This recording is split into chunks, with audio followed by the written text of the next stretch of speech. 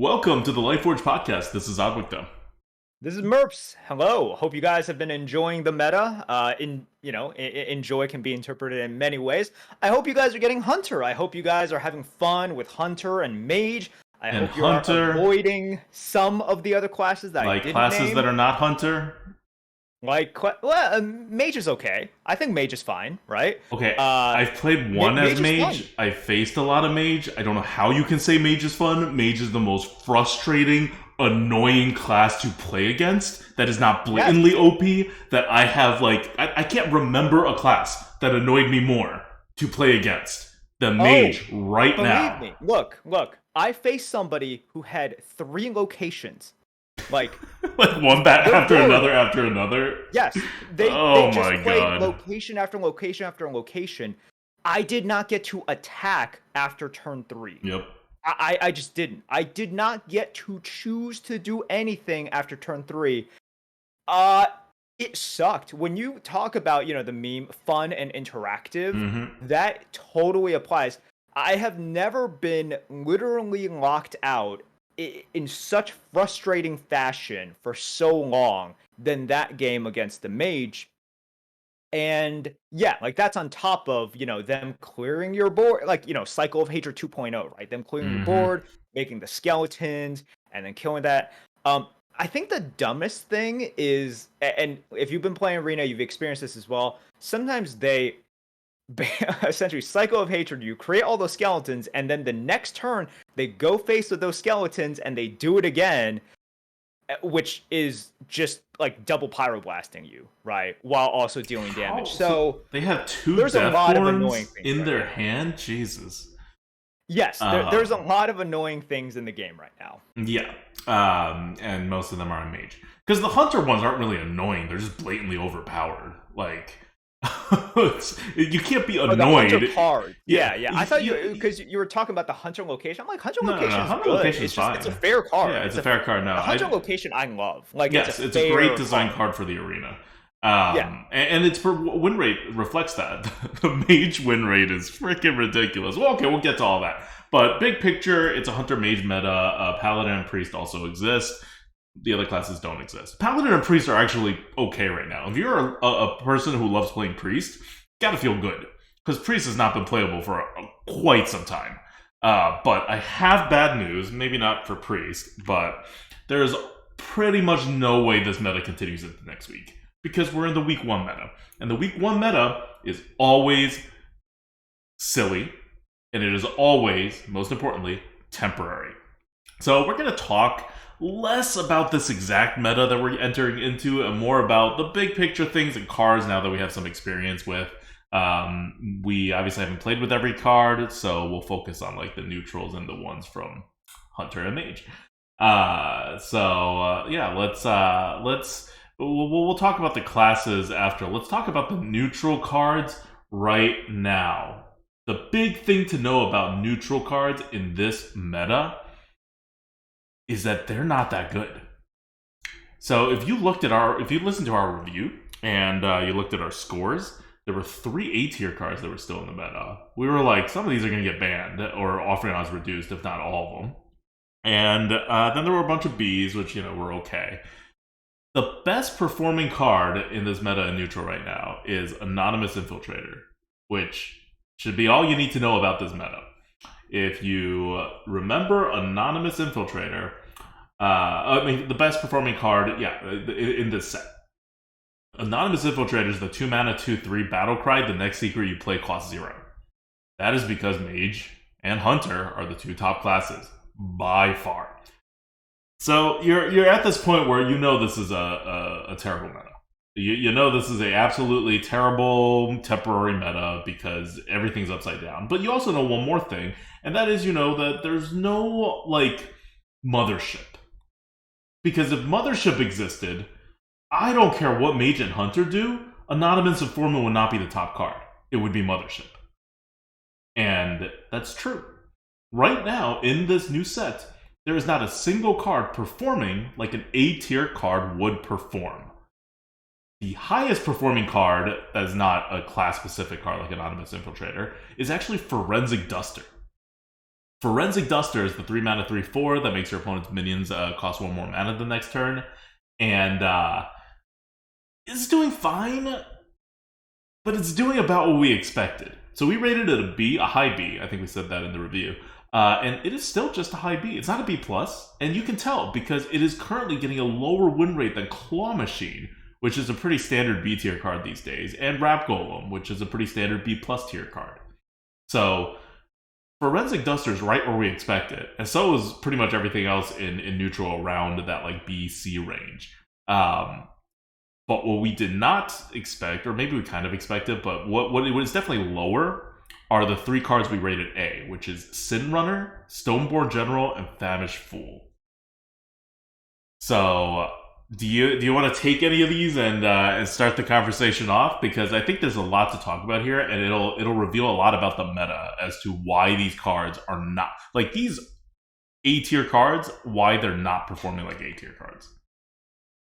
Sure. Yeah, let's take Sin Runner for a second. Kind of the big bad 5-drop with the Death Rattle, destroy a random enemy minion. And I agree. After playing with it, after playing against it, for now, it's not an A. It's good. It's good. But it is just not performing at the level that I kind of would think it would perform. I think part of the reason that it's not performing as well is if you look at the top classes, they deal with it really, really, really well. As in, hunters just go a little bit too fast for Sin Runners to matter. Like that Death Rattle just doesn't do enough. And one of the things that we said was kind of powerful about Sin Runner, it's like they can't really leave it up. Hunters can, they absolutely can. Hunters don't give a damn about it. And Mage is just freezing. Like, it is terrible against Mage. Whatever you try to do against a Mage, if you have a singular thing that has an effect that's not a battle cry, Mage is just gonna freeze it. It doesn't matter. So, and then Mages do all of this annoying, skeleton stuff, and then of course they finish off with something like a puzzle box, right? So the times in which Sin Runner is impactful against Mage is exactly the overlap of when they're playing these locations and freezing you. And then we get into the super late game, and then that's when Mages have access to all these giant spells, in which, this really nice 5-drop just doesn't do as much. So, yeah, I think it's very easy to see up against the top 2 classes why Sin Runner just does not have this impact. It's sort of like blocked out. So I don't think it's a bad card. I don't think the rating itself is completely wrong. But yeah, in the current meta, it's not an A tier card. It's just not. And if you play with it or against it, I think you feel that. Yeah, I mean, I would go further. I think the rating is wrong. I did the math on it again, and I don't know what I was doing before. Maybe I switched some assumptions around or what, but it's coming out now as like a high B, like almost a B+, but not quite.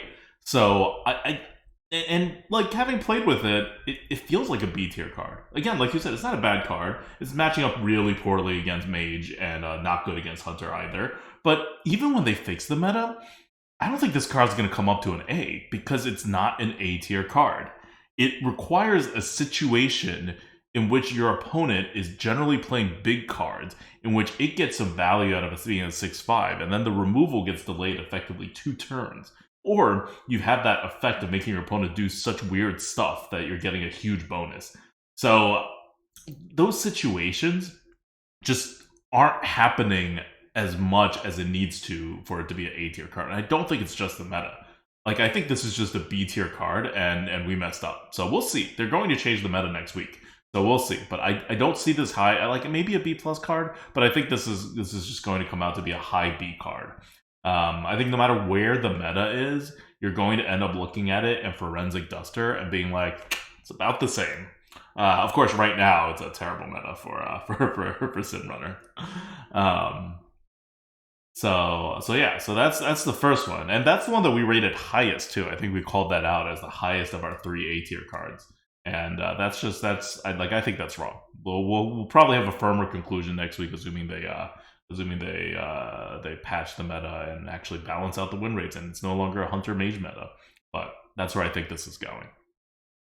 The next card I want to talk about is Famished Fool. So where Sin Runner we said was the highest A tier card that's part of this neutral set.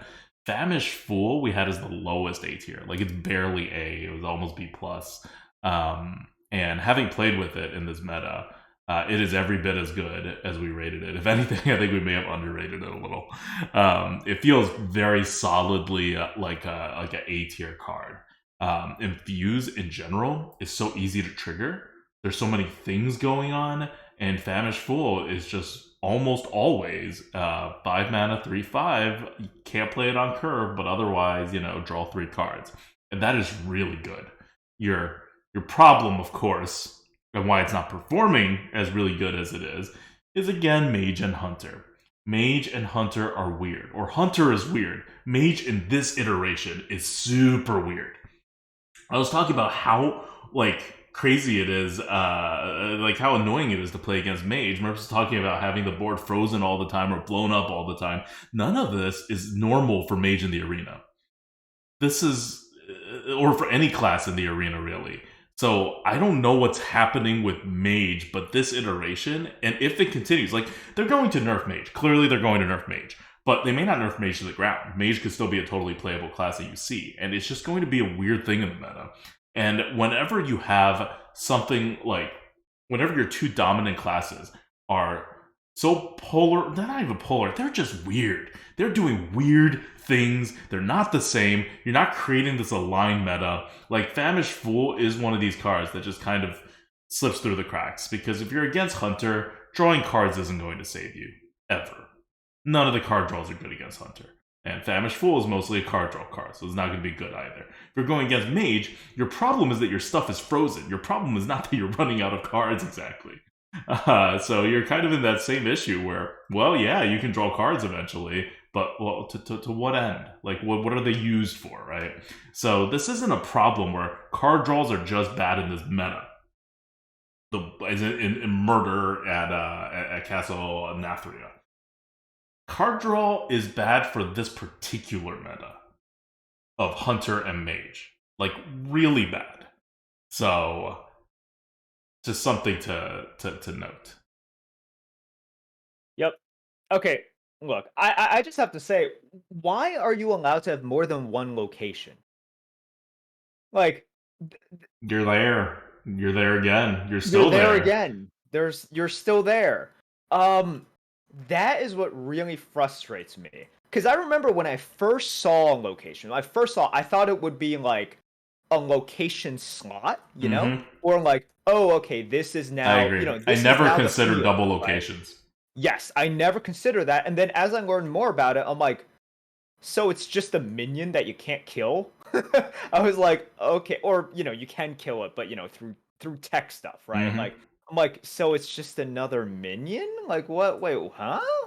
What's up with that? That's just the most annoying aspect. And that can't be changed now, right? That's just a gameplay thing. Yep. That's a whatever. But that's the most frustrating thing. Because, if I only faced one Mage location at a time, I could, play around it, No, right? You can't. It's terrible. Not really. But, if there are 2 and more on the board, I literally can't do anything. I can't do a single thing. So I don't play the game past that point. Sometimes you don't play the game for 1 or 2 turns. I didn't play the game at all after that. It was the most unfun thing I've ever seen. But yes, that's my rant about how my initial perception of locations versus the actual implementation of locations. I was what? This seems to make no sense. Did you think you were in the Nightcloak Sanctum? You are very in the Nightcloak Sanctum now. You're seeing it from all sides. You are very sanctum. Yes. There's a Mage problem right now. You notice we're talking more about Mage than Hunter. Because the problem is Mage, it's not Hunter. I don't know how many people feel the same way.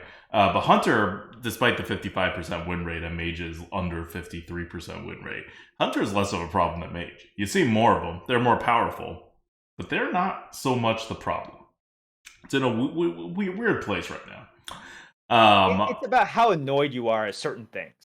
Yeah, To me, it's just exactly. about, It's like yes. Mages make it so it's just a totally different game that you're not a part of. And Hunters, you're still part of the game. They're just really hard, you know? Hunters are like going up against a whale in Diablo. Like, you're still playing the game. Yeah, the numbers are tweaked in a way that is very unfair to you. But you're playing the game. With Mage, it's like all of a sudden, I don't know, Diablo turns into a card game or something, and you're like, what is happening? What am I supposed to do? In that, it feels like then your opponent glitched out of the map, right? Okay, Which fine. prevented you from Yes. doing anything. That's the Yes. analogy. Your opponent glitched out of the So map. it feels inherently less fair, even though the end result is you lose, right? Yes. You lose against the big spender in like, or you lose against the person who glitched out of the map. So same thing. But yes, we have a mage problem, and if you say we have a hunter problem as well, I get what you mean. Yeah. I think the problem is very different, right? We want to Right. differentiate between the problems, and if you're out there as well and saying like I feel as though the hunter problem is bigger for for me, sure, It's it's bigger in just a about what you mathematical find. sense. It's Yeah, if you think yeah, it's a bigger problem feeling wise, then I don't know. Like mages feel so bad. But anyway, yeah. um, the third card that we rated an A that is not performing like an A is Stoneborn General. This one's performing the best out of the three, and I think it has a chance of regaining its status as an A tier card when the meta shifts, or maybe down to a B plus. But I'm still high on this card, just like I'm high on Famished Fool. The problem is that it's a 10 mana card, and in this meta, so many times the swings have gone against you so hard that by turn 10, nothing matters anymore. Like people like it's a meta. Like people are like, oh, meta's slow. Oh, people are doing whatever. It's slow and painful, but you're not winning. You know, like if you were losing, it may take them 20 turns to kill you, but you had no chance as of turn like 6. You knew, but by turn 6, turn 5, you knew. Um, so it's hard for a card like Stoneborn General to make an impact in this particular meta. But once it changes, like once it swaps out of Hunter and Mage, I think Stoneborn General will have a comeback. Here's kind of the problem with Stoneborn in general. And if you guys have played in this meta, I think you'll feel it. The meta right now is best described as it's pretty boring Hearthstone until something big happens in one turn that is not really predictable. We are very far away from like, okay, they're coming up on their power turn of this one good card. Like it's not defined as like, oh, okay, turn 10 is coming up, the mage is going to puzzle box. It may very well be they play a puzzle box on 10, but that's not the kind of swing I'm talking about. What I'm talking about is something like in one of my games, I was playing as Hunter, obviously, the smart thing to do. And I was facing a paladin. And I was just like wiping them off the board. I was like, what is this guy doing? They have to have a plan. They were either the worst player ever, or they have a plan, right? They probably have a plan. And on turn 6, they showed what their plan was, which was lose and be at like 12 health by turn 6, and then drop double Murlocula for free with a Pharaoh's Blessing on one of them. So that is the kind of stuff we are looking at here. It is very boring normal Hearthstone until something pretty crazy happens. And it's not like a typical, it's like, okay, now is when the puzzle box happens. Now is when the Drake Fire Amulet happens from a mage, right? It's like, okay, it's turn 10, I'm playing this one card, and that's a big swing. It's not just that. It's like, okay, we have a lot of craziness, and with the kind of boring stuff that is in the meta, remember in the preview we talked about just a lot of bad, boring, neutral stuff is coming, right? So, um, part of the reason why I think Stoneborn General is not as good as it could be, it's still good. And it's, Yeah, it's done some work performing for well. me. It's performing well, right? Yeah. It's done work for me, and it has done work for my opponents when they play it against me. Is that some of these swings like just happen before it, and it's a little bit too big to overcome because Mm-hmm. they happen so suddenly. The suddenness is Yeah. jarring So because of what is possible, for the record, and your Stoneborn. responses are Yeah. not as prominent now as they used to be. Yeah, so for the record, Stoneborn General and Favish Floor are performing around where Animated Broomstick is performing. Just what else? Where Fleethoof Pearl Tusk is performing, where Pidcroc is. That's like around its performance area. So it's good, right? Fleethoof is good. Animated Broomstick is good. They're not A tier cards. Yeah, yeah. Um, so yeah, like I think that is what defines the meta. And I think for those of you who played, like that sounds about right, and it is the cause of frustration for a lot of people because it takes away some of this predictability. So I see people in chat also talk about Sire Denathrius. Yes, that's another one of those things where I, I obviously can't predict it, right? Like, for example, I named Puzzle Box because it's one of those things as well where you can also kind of predict it. Like even if they didn't draft it, like if they discovered a spell and they've been holding it for a while, right? I'm like, okay, that probably like a Puzzle Box or something. Sire Denathrius is one that is unfortunately like, okay, well, they've been losing a lot. Like, I don't know, man. What could they possibly do to come back? And then they drop Sire Denathrius. Like just life steals a bunch, and then I'm like, okay, well, I can't kill them, so that means I probably have to deal with this 10/10 life steal. But then of course that also means, well, I guess he'll be here for like, at least Mm-hmm. 6, 7 more turns, and Yep. then who knows what's in his deck and what they could do. Um, so yeah, that is the meta, and it's why I also see some people. It's like, yeah, this is like a 5-win meta, right? Like people are just like, I could have kind of a crazy deck, but something happens in which it happens too fast for me to respond, and maybe I do have like a Hysteria plus a Mass Hysteria in my deck, but I didn't have it at that time. All I had were these stupid Pompous Thespians in hand. I didn't have that all these removals. Like I also had like a palm reading in my deck, and I didn't have access to that. So that means I lose, right? Like that means I lose. That is fairly frustrating, and it's also why I think you see like hunters not even strictly running away with it, and it's the polarization of it as well. Mm-hmm. It's like you kind of need those really, really freaking good cards, and if you don't draw them, Mm-hmm. you're not that much better. And Like you're especially not. for Hunter, you have less turns to draw them. Not just because your Yeah, game is shorter, but because your cards are all delayed. So you actually have less cards to draw them than a normal class with their big cards, like with their good cards. It's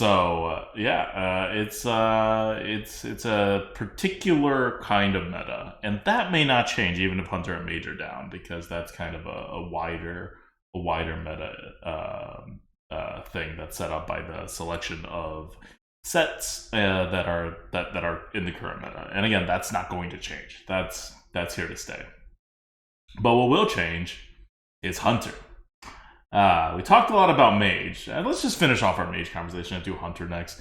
So we talked about Nightcloak Sanctum. I don't think we need to say that much more about it. It's performing right now like almost a S tier card, maybe. It's performing really, really, really well, and that is a problem. I don't know that we rated it A, by the way, and I don't know that we're changing it, but we will review it. I mean, we never actually change it, right? But I haven't seen it enough to actually, like, it takes a lot for a card to actually be S tier, right? And the times that I faced against it, it was really annoying, but it still felt to me like an A tier card. So I don't really know what's happening and why the win rate for that card is so big, but I think it's probably because of a wider overall picture of what Mage is able to do because it has Sanctum, not just because of how good Sanctum is in a vacuum. If you look at the next cards on Mage's win rate list, it's Deathborn, which is more skeletons, and then skipping over the next one, it's Cold Case, which is another skeleton card. So skeletons are very good. We told you skeletons were very good. I think we were super high on skeletons, and then people in chat were not all the people in chat were buying how good skeletons are.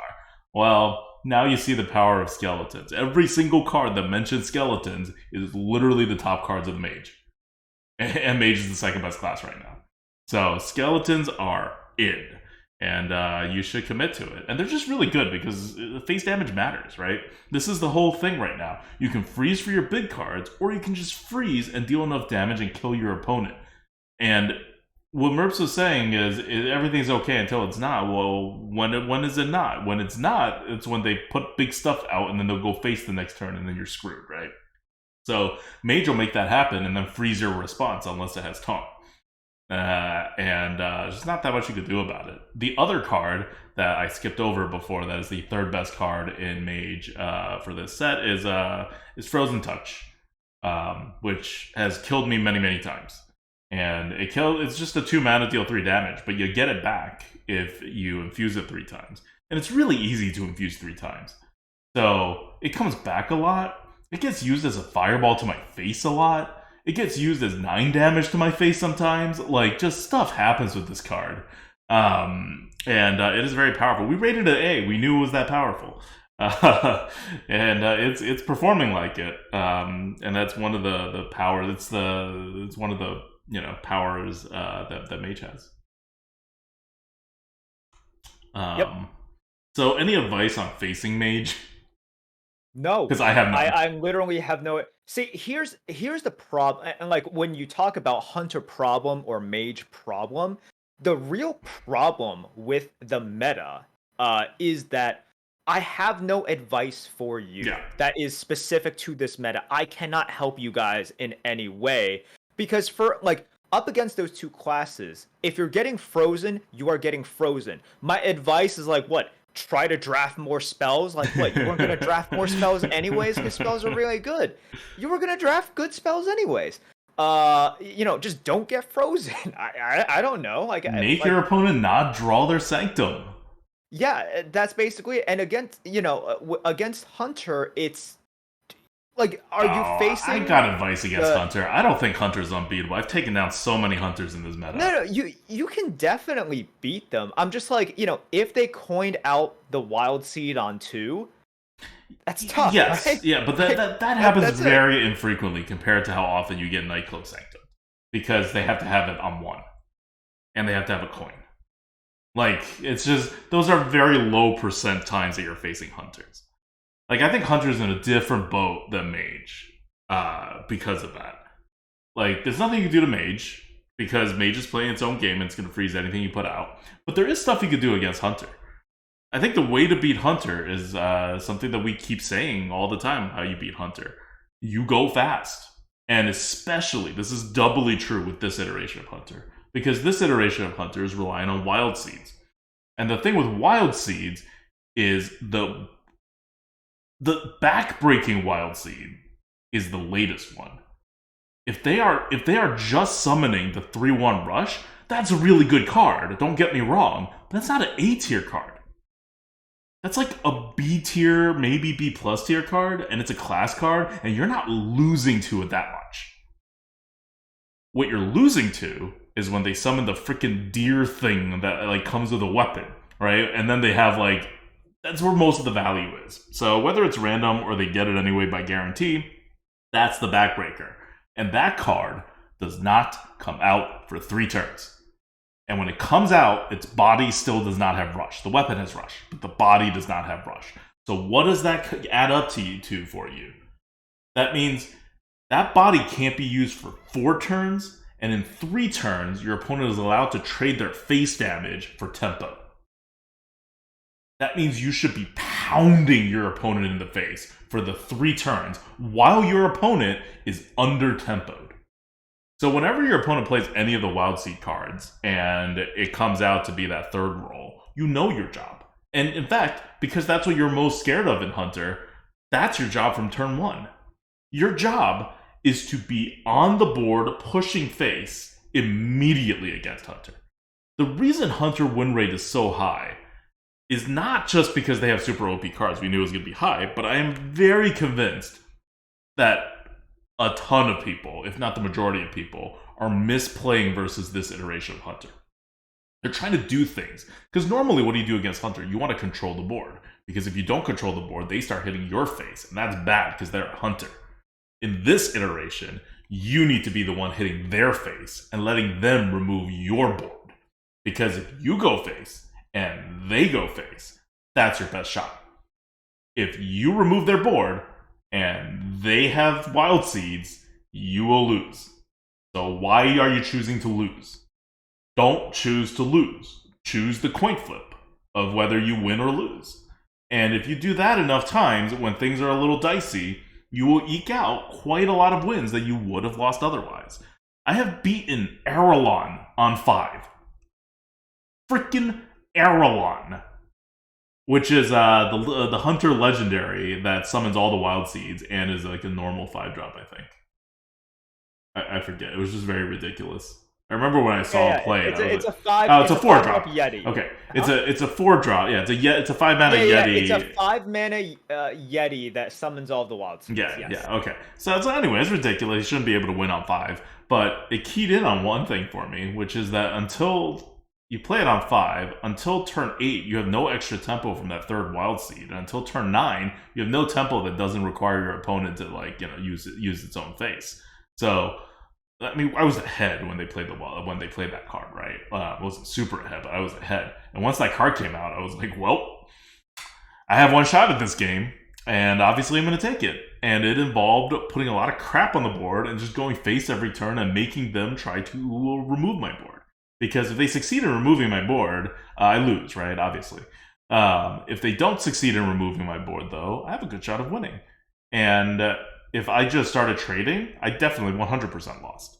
So those are the kinds of decisions against any kind of wild seed that summons the later wild seed that matters a lot in a Hunter game. And I think people are doing it wrong because people are trade bots more often than they go face, just kind of generally. And against Hunter, the traditional advice, the normal advice, has always been to trade in the early going. Like, I don't think there was any previous meta where we were like, on turn 3 against a Hunter, you go face. But here, yeah. On turn 3 against a Hunter, you generally go face. And if you ever see a wild seed, you definitely go face. This is how you beat a Hunter. Now, I don't know that you're going to have a positive win rate against a Hunter or anything, but you're going to be able to knock them down from their normal win percentages by quite a bit. It's just a complete flip of how you play against Hunter. You still want tempo, that part's the same, but what you do with the tempo is entirely flipped compared to what you normally do against Hunter. So, hopefully that helps. It helped me win against quite a few Hunters with all those ridiculous cards that should not be in the arena and will hopefully get reduced to being very rarely seen. Yep. So look, changes are going to happen. Like, I feel confident enough with this team by now, and it's crazy, right? Like, there have been years in which I'm just like, okay, changes are not coming. Like, I'm like, I am so confident that changes are not coming. Here is what we got to stick with for the next, I don't know, months, like plural months. I feel very confident with this current team because we've seen it recently that changes are coming. What changes? I have no idea. Matt London and team have shown that they're willing to have a very heavy sort of thumb on the scale. So we should see quite a few changes. And I don't know. They have shown that they are willing to look past rarity. They have shown that they are also, they announced they were looking at like discovers and all of that stuff. So even certain mechanics, they have been like kind of willing to look at. So whatever frustrations you have right now, I feel very confident in saying that by the time we talk next on the podcast, maybe there will be changes, and if not, then very soon after that. There's got to be changes. I'm gonna be upset if there's no changes by next Sunday because the game was released Tuesday. Like, are they really gonna take almost 2 weeks to make changes? like the first round of changes that is really probably just like, hey, chill with the whole Mage and Hunter thing. Like they don't have to do everything in one fell swoop. Yeah, no, they should have changes coming next week. So yeah, that's why I don't want to dig too deep into it because it's a weird meta. But even if the meta doesn't change, those are your tips for beating Hunter. You can't beat Mage unless Mage doesn't have the cards. Then it's pretty easy to beat Mage, so you're good. That's Mage. I did not expect this podcast episode to be so Mage centric before the release, right? We were expecting Hunter to be number one definitely, and Hunter is number one definitively, but Mage is the problem, less so Hunter. Which this is why you can never fully predict the meta. You can never fully predict the meta. Things kind of go all over the place, and this iteration of Mage is, it is something. Yeah, we've talked about it before. Like, you do not need a super high win rate to be oppressive, right? To be annoying. And I think some people know that, this is going back, but we've had those years and those metas in which Priest was middle of the pack. Yes. At maybe like third in overall win rate. And maybe like, kind of like where they are now, 50%, right? Like a flat 50%. And you're just like, this is disgusting. This is unacceptable.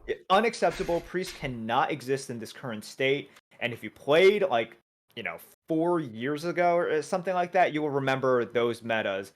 And that's exactly what we mean here. And this is exactly why Mages, with their very fair and quote balanced win rate, feel so terrible to go up against. Yeah, this is worse than Priest. No, that's not worse than Priest has ever been. But it's right up there. It's right up there with how bad it is. All right. I think that concludes our initial thoughts on this meta and the cards. Wait for the next meta. I'm curious where Famished Fool and Stoneborn General are going to land. You should not draft Sin Runner as an A tier card. I think just kind of going forward are bad. And in this meta, you shouldn't draft Stoneborn General or Famished Fool as A tier cards. But we also kind of told you that even when we were reviewing the cards. But once they change the offering rates, I think those two are going to tick up and take their normal positions. So I think so. That is, I don't want to end the podcast this early. Let's do a question from the GOAT. Question from the GOAT.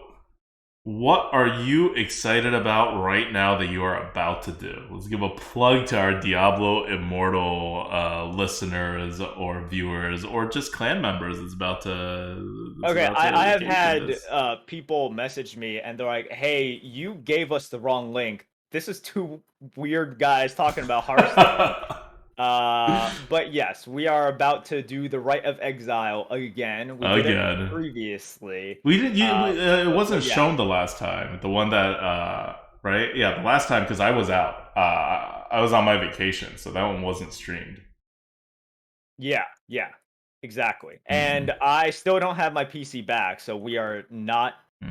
Oh yeah, when you get your PC back, when's your stream? What day and time is your stream time going to be? Is it going to be Monday? Okay, I'm not going to make any. Well, it's definitely not Monday because I am I'm expecting it back on Monday. But no. I mean your regularly scheduled time. When's it going to be? Oh yeah, I got to figure that out. Okay, still. yeah, you got to figure that out. It's been so long. It has been so long.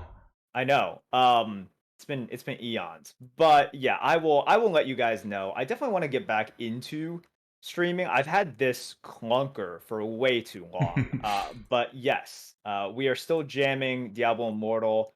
I'm also waiting for like Overwatch 2. We're waiting for Diablo 4. Also, there's whispers that people already have the alpha of Diablo 4. So, and then of course, no information has come out, and I'm just like, that means it exists somewhere, not in my hands, but in someone else. They wouldn't make that announcement unless it was pretty much ready. Like when they announced that it was coming out next year, I'm like, what? No way.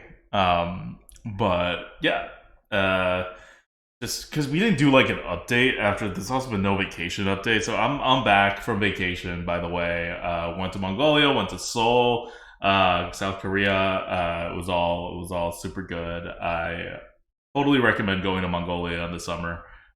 Super easy, no visa required if you're in the US. I do not recommend going to Seoul in the summer. It's a wonderful city, but please go not in the summer because we suffered. Like the city was great. Definitely visit Seoul. It's just such an it's a nice place. It's a very clean place. There's cute cafes everywhere. Like everything's just it was great as a city to visit. But in the summer, especially with the face mask culture. Uh, yeah, I think I don't know what else to say. Come hang out in a stream. I'll answer questions if you have if you want to find out more about the vacation or Diablo Immortal. Otherwise, like me and Merps we're putting in a lot of time in Diablo Immortal. And the Grinning Go clan is number 2. We hope to be immortals after today, so we'll see if that happens. And yeah, everything's gonna go back to the original schedule, right? I streamed on Friday. I'm gonna stream this next Friday, Hearthstone. And when Merps gets the computer back, you're gonna go 1 extra stream a week, which will bring us back to where we were like 3 months ago, I think. And who knows? We may stream a little Diablo Immortal at random times. Like God knows we play enough. Yeah, I definitely will. Well, first of all, I want to play in whatever new meta the the modes team implements. Whatever it is, I definitely want to try it out because the I've been playing patch. some in this meta. It's interesting playing with the new cards. Yeah, but I'm no, ready this isn't for a real less meta. You know frustrating what I meta. mean? Yeah, No, this it's isn't a not. real It's meta. not. This is like essentially an event meta, a launch event meta. I think we're going to call that from now on. I'm going to coin the term, and we're going to call every single first week of launch from now on the launch event meta. So this is the Nathria launch event meta. Okay. And I can't wait to get out of it because they really need to do something like nerf the offering rate of Nightcloak Sanctum to almost nothing. I'm looking forward to that. I think that's it. Looking forward to whatever they got in store. All right. It's a question from the Go, brought to you by our Patreons at patreon.com/grinninggoat. And also, if you missed last week's podcast, that was a 2-parter. It actually happened over 2 days, and the whole series of card reviews is online. And you can see what we think about all the cards in different classes. So we didn't talk about the other classes, and I don't know that we will next week either, depending on how they shake up the classes. But right off the bat, most cards look about where we rated them. The 2 big ones that stood out to me as being wildly off of where we rated for them is Carving Chisel. Looks super good on win rates. Maybe because of the infused thing. I know Merps was high on it, and I dragged it down. So I don't know. We'll see. I haven't played or seen it. And Mischievous Imp, which we rated a super low S tier card, is not even performing like an A tier card, and it is such a simple card. I really don't know what's going on there. It just should be absurdly powerful, and instead it's performing like a C plus tier card or something, just something silly. But so we'll wait for we'll wait a bit more on that and see it in a different meta. But I do not understand that one at all. Okay. All right, that's it for us. Until next week, this is ADWCTA. This is Merp. See you guys.